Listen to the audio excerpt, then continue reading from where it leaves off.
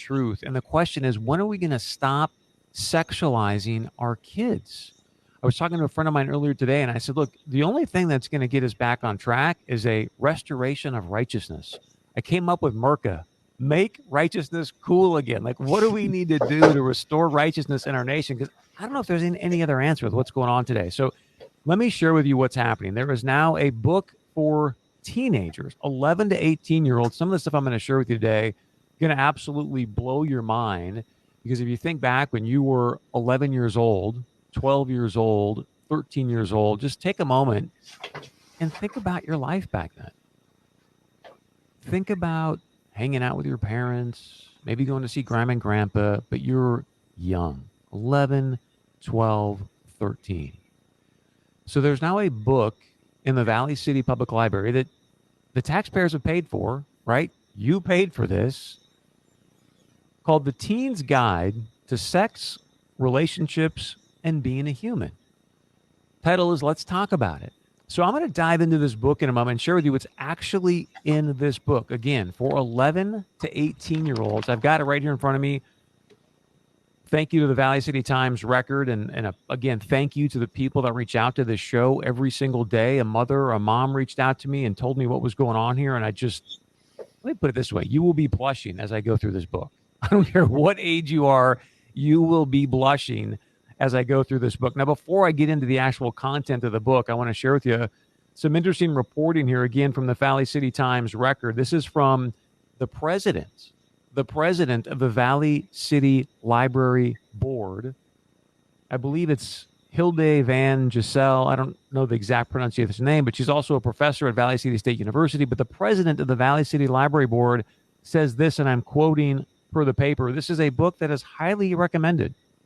It's a book for 11 to 18-year-olds. Please keep that in mind. 11 to 18-year-olds. Because, of course, it's called a teenage guide, so it answers questions. So it's right there in the youth adult section. Remember, this is in an open public library. 5-year-olds can walk around there, 25-year-olds, 55-year-olds, whatever. Then the assistant library director said this. And again, I'm quoting, wait till you hear what's in the book. This book, I believe, fulfills a need to the community. This book, I believe, fulfills a need to the community. So this is a book right now that you've paid for to put into the Valley City Public Library for teenagers. You're 11, you're 12, you're 13. And let's do this today. Let's go to page 164 in this book called Let's Talk About It. 164, and I am quoting from the book. I'm not going to add any context right now. I'm going to simply quote what is in this book on page 164 for 11 to 18-year-olds. A great place to research fantasies and kinks safely is on the internet. There are tons of people and communities out there who share your interest and have all kinds of advice. The online world is also chock-a-block full of pornography, professionals, amateurs alike sharing their sexy adventures online. When consumed right, porn can help you discover new aspects of your sexuality and help you safely explore kinks and fantasies. But depending on your age and where you found it, porn can also be unethical or illegal to watch. So do your research. Look up interviews with your fave porn performers. Go to the sites they recommend and pay for your porn.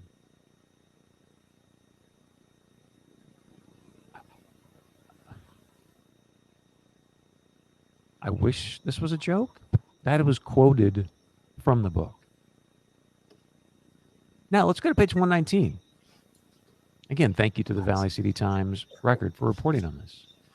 Page 119, again, I'm quoting, dive deeper with your finger or a BUTT plug. Just make sure any objects you put up there have a flared base. Otherwise, your hungry hiney can gobble it up, and the only way to get it back out is a trip to the hospital. 11 to 18-year-olds. An actual graphic photo that I don't even want to describe on this page. It says, reproduction aside, your genitals exist to let you feel pleasure with yourself or others no matter which genitals you may have. Sexual intimacy is a powerful way to feel good and bond with another person, whether it's for a night or a lifetime. Can we just stop this? Can we just get back to some righteousness? Look, you and I both know what's right and wrong. To me, that's the definition of righteousness. Like, you just do what's right. We all know what the distinction is between right and wrong. There's a page in here about sexting as well, but it's disgusting. It's disgusting how we continue to sexualize the young people in our communities. And then we look around right now and wonder, like, why are we having all these problems? Why are we having all these mental health issues with young people? Why are suicide rates way up? I mean, in young teen women right now, suicide rates are staggering. The mental health issues, absolutely staggering. So, again, thank you to the person that sent me this information. And I also want to say thank you to the Valley City Times Record, the newspaper there, for really doing an outstanding job reporting on it. There's a couple of long articles that if you want to go dive into the story, you can do so. And I've invited them to join us today on the show to really dive into more of the details and explain what in the world is going on. So join us now. We get the publisher of the Valley City Times Record, Tina Olson, also the editor, Ian Westner. To both of you, thank you so much for joining us. We really, really appreciate it. Ian, you've been doing this reporting, doing an outstanding job. Thank you. I guess, based on how you've been following the story, what do you think is the most important thing people should know about this situation in Valley City? Oh, geez, that's a good question. I mean, I think the most important thing from my perspective, initially reporting it, is that this book was put into the library and very few, next to nobody, had actually seen what was in it. Only one person had the ability to shelve the book, to decide where it goes. And that one person doesn't even work at that library anymore. Nobody on the library board knew about it. Nobody in the city commission knew about it. And nobody on the county commission knew about it. And that was the initial story we ran, is that nobody knows that this book was, how this book got here or why it was there.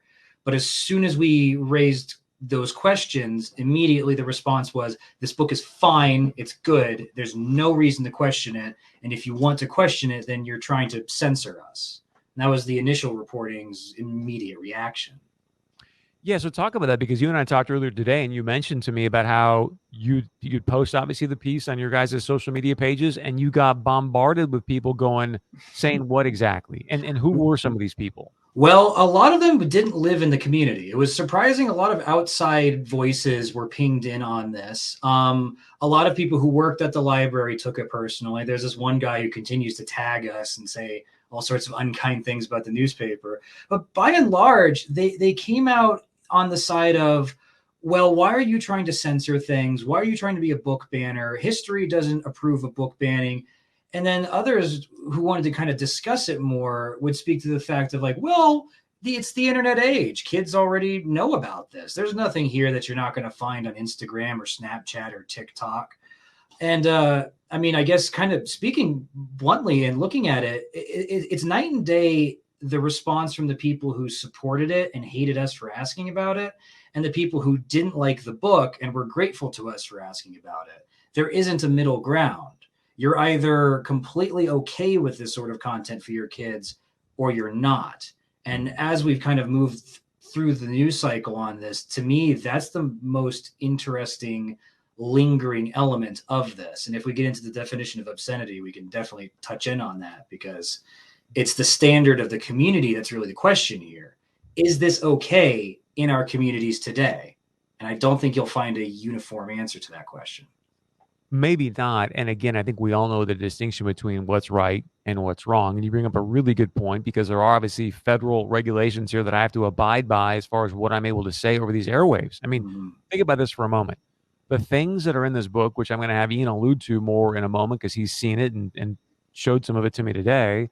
But things that are in this book, I can't even say over the airwaves because of concern that, you know what, we may get some sort of FCC fine or regulation against the station here. And yet we're going to go put that in the minds of 11 to 18-year-olds. So my question I'm ultimately getting to for you, Ian, is that, and somebody asked us, I think, at the Valley City Library board meeting, if I was out and about, grabbed this book and handed this to an 11-year-old or 12-year-old, could I be prosecuted for passing around child porn or porn? Well, it's definitely against the law and the Century Code. We looked that up and put that into the follow-up story. The definition of obscenity has always been one of those interesting issues within the First Amendment and free speech. I think the famous line from the judge that kind of codified it is, I may not be able to define obscenity, but I know it when I see it. And that's the metric that the law goes by, the North Dakota law and federal law. That's kind of where it's an open question. That's really where it comes from. If you did hand this book to a child and the child's parent went to the police, then yes, I don't think that there's a reason why you wouldn't at least be brought up on a complaint charge. But if you put it in a library in the LGBT section or whatever health section you're going to advertise it in, somehow that's okay. And it's not my place to say whether it is or not okay. I simply did what I think the job of the newspaper is to do and let people know that that's what has happened. It's for other people, the community, to really decide. And that's where the ambiguity is so fascinating, I feel. Well, you did an outstanding job playing it right down the middle. If you're just joining us, we've got the Valley City Times record publisher, Tina Olson, also the editor, Ian Westner. They've reported now on a story about a book that's in the Valley City Public Library. And real quickly, Ian and Tina, we're going to bring you in the next segment, but in about 60 seconds, just to remind people, like, there's so much to cover here. I guess one thing I just want to share with our audience is the fact that people on the library board, and correct me if I'm wrong, were standing going, look, we don't censor. We don't censor. And then there was a person at the meeting who goes, wait a second. I can't just walk in here and grab a Hustler. So they do censor, correct? I mean, yes, there are definitely books that aren't there. I mean, just to use the most extreme example, they don't keep Mein Kampf in the library. So how many Bibles do they have in the library? Oh, that's a great question. I actually really should have looked that up. I believe they have one. I think I've seen one on their shelf, but that's a really good question. I should have looked into that. And Chris, us as a newspaper, we're held in the same level as you. When we printed this, I had to put black boxes over the top of the pictures to try and keep them tactful and tasteful so that we don't run the risk. It's ridiculous.